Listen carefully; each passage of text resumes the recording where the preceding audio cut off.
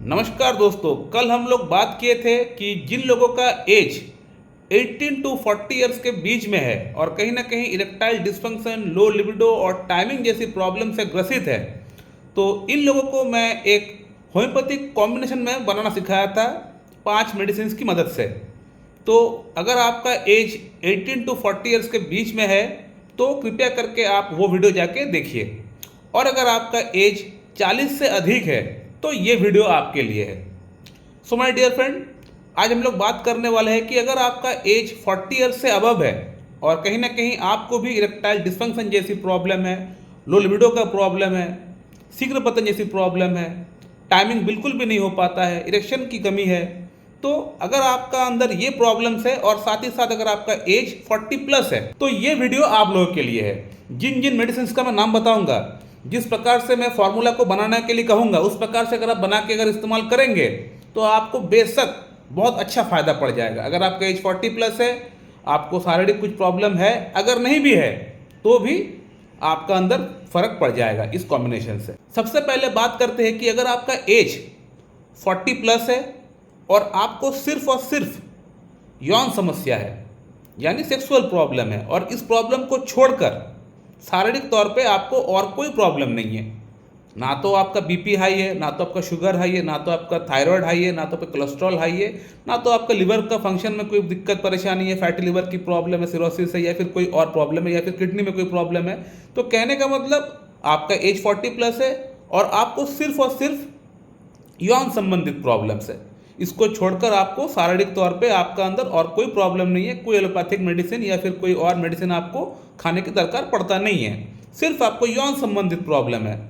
तो इस particular problem के लिए मैं आपको 4 मेडिसिन का नाम बताऊंगा। इसी के साथ साथ जिन लोगों का एज 40 प्लस है, यौन समस्या भी है और शारीरिक समस्या भी है, तो उन लोगों का कॉम्बिनेशन में लास्ट में बताऊंगा। सबसे पहले बात कर लेते हैं कि जिनका एज 40 प्लस है, यौन समस्या है और कोई शारीरिक समस्या नहीं है, तो वे लोग 4 मेडिसिन लेके आए। मेडिसिन का नाम कुछ इस प्रकार का है, आप लोग नोट डाउन करते जाइए।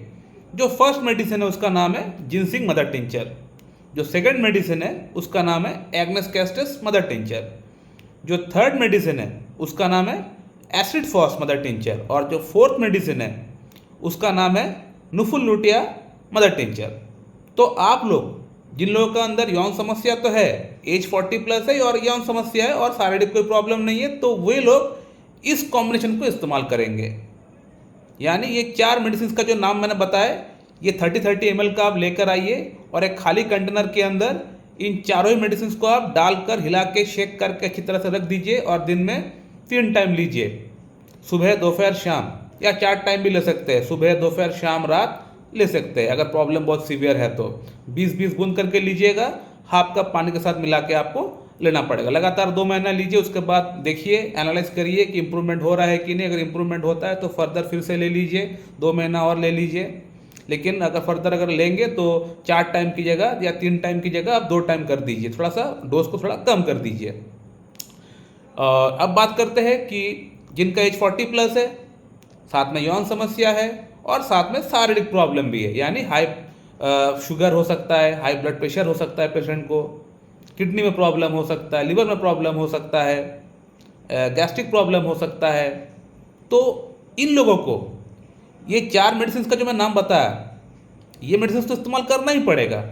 इसी के साथ साथ वहाँ पे सिर्फ और एक मेडिसिन ऐड करना है, जिस मेडिसिन का नाम है बोहेरिया डिफ्यूज़र।